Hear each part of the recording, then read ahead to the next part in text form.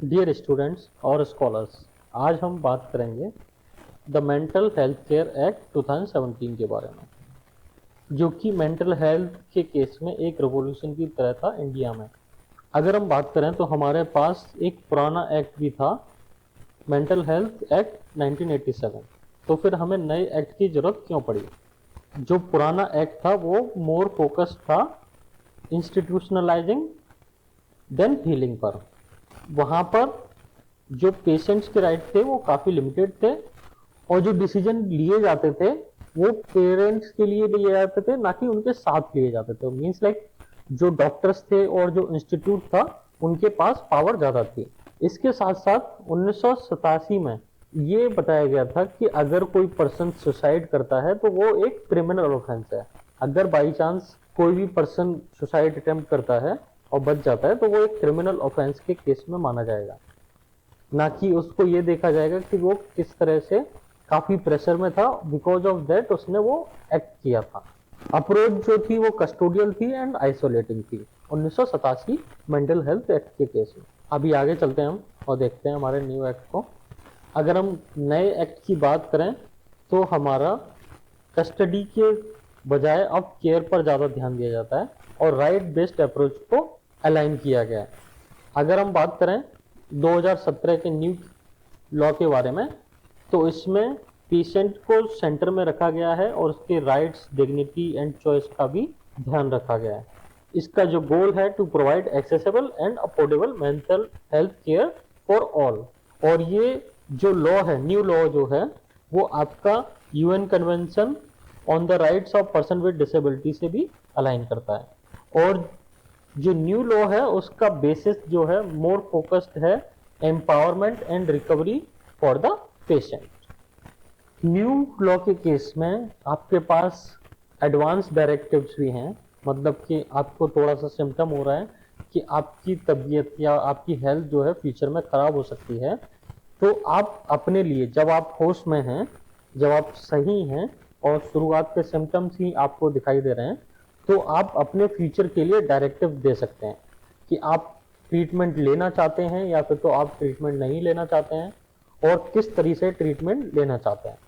इसके साथ साथ आप है ना किसी रेलेवेंट पर्सन या फिर तो कोई रेस्पॉन्सिबल पर्सन या फिर तो आपके कोई करीबी पर्सन को आप अपॉइंट कर सकते हैं एज अ गार्डियन, जो कि आपके बेसिस पर आपके डिसीजन लेगा। तो नए लॉ में ये सारे के सारे डायरेक्टिव्स को अडॉप्ट करने का ऑप्शंस है। Means you are in control in case of new mental health act of 2017। 2017 के एक्ट में ये डिसीजन लिया गया कि सुसाइड को डिक्रिमिनलाइज किया गया ह्यूमन स्टेट की तरफ। पहले ये एक क्रिमिनल एक्ट था, अब ये क्रिमिनल एक्ट नहीं रहा। इस एक्ट के जरिए ये माना जाता है कि अगर कोई पर्सन सुसाइड अटेम्प्ट कर रहा है तो वो काफी प्रेशर में है और सीवियर स्ट्रेस में है, that's why he is taking this step. तो उसको क्रिमिनलाइज ना करके उसको केयर, ट्रीटमेंट और रिहेबिलिटेशन प्रोवाइड किया जाए, ना कि उसे पनिशमेंट दिया जाए। ये ध्यान रखा गया। अगर आपके फंडामेंटल राइट की बात की जाए इस एक्ट के दौरान, तो वो है right to access care.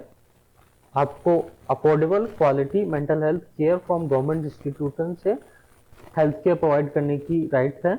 Right to dignity and confidentiality, आपके प्राइवेसी का ध्यान रखा जाएगा और आपको रेस्पेक्ट के साथ में ट्रीट किया जाएगा। राइट टू इक्वलिटी, आपको भले ही कोई सी भी मेंटल हेल्थ का इशू है, आपके जॉब में कोई भी डिस्क्रिमिनेशन नहीं किया जाएगा, ना कि एजुकेशन के केस में। और आपको अगर घर अलॉट किया गया तो उसके केस में भी कोई डिस्क्रिमिनेशन नहीं किया जाएगा। इसके साथ साथ कुछ पहले की थेरेपी एक्टिविटीज को बैन किया गया, जैसे कि इलेक्ट्रोकन्वल्सिव थेरेपी, जिसमें कि पेशेंट को करंट दिया जाता था। इन सारी एक्टिविटीज को भी बैन किया गया इस नए एक्ट के जरिए।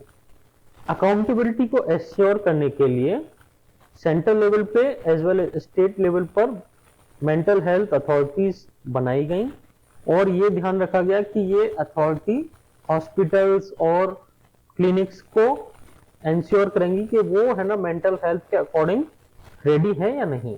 इसके साथ साथ मेंटल हेल्थ रिव्यू बोर्ड भी बनाया गया हर एक डिस्ट्रिक्ट में, जो कि क्वासी जुडिस्टिकल बॉडी की तरह काम करेगा। इन दोनों बॉडीज का state level as well as district level bodies का काम था कि पेशेंट के राइट्स को ध्यान में रखना।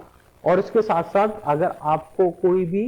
अगर आप एक मेंटल हेल्थ पेशेंट हैं, आपको कोई ऐसा महसूस हो रहा है कि आपके राइट्स का वायलेट हो रहा है, तो आप इन जगहों पर जाकर शिकायत कर सकते हैं। अगर हम चैलेंजेस की बात करें इन पर्टिकुलर मेंटल हेल्थ स्टैंडर्ड को पाने के लिए, तो बहुत सारे लोगों को तो ये पता ही नहीं है कि ये लॉ एग्जिस्ट करता है और उनकी सहायता के लिए है और उनको बहुत सारे राइट्स मिले हुए हैं इसके अंडर में। दूसरी तरफ अगर हम इंफ्रास्ट्रक्चर की बात करें, तो हमें जो हॉस्पिटल्स अभी अवेलेबल हैं उनमें काफी सारे बेड्स और बहुत सारे क्लिनिक्स और इसके एनकरेजमेंट के लिए काफी फंडिंग की जरूरत है।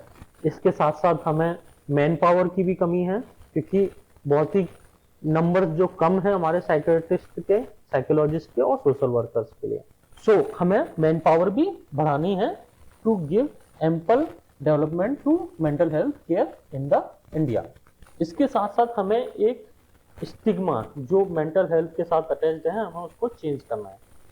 जैसे कि अगर हम नॉर्मल डायलेक्ट में भी बात करते हैं, तो अगर कोई कुछ गड़बड़ कर देता है या कोई मिस्टेक कर देता है, तो हमारा फर्स्ट डायलॉग जो होता है, अबे पागल है क्या। So this we have to change. हमें अपने भाषा और एटीट्यूड में भी सुधार करना होगा, जो कि धीरे धीरे ही होगा, बट हमें करना होगा। अगर आप मेंटल हेल्थ अलाई बनना चाहते हैं, तो आपको सबसे पहले अपने आप को चेंज करना होगा। और अगर आप 3-4 स्टेप कर पाए, तो आप इस वीडियो को दूसरे साथियों के साथ भी शेयर कर सकते हैं, जिनसे उनको अवेयरनेस हो इस नए लॉ के बारे में और मेंटल हेल्थ से गुजर रहे लोगों के बारे में। आपको ओपनली बात करनी होगी मेंटल हेल्थ के रिगार्डिंग और इसको नॉर्मलाइज करना होगा। आपको जजमेंट देने से बजाय आपको पहले सुनना होगा और उसके बाद में नॉलेज लेने के बाद आपको जजमेंट देना चाहिए। और सबसे इंपॉर्टेंट बात, आपको लॉ को जानना होगा। लॉ को जानने के बाद ही आप खुद को और दूसरों को मदद कर पाएंगे। Thank you for watching. आगे भी ऐसे वीडियोस को देखने के लिए हमारे चैनल को सब्सक्राइब कीजिए।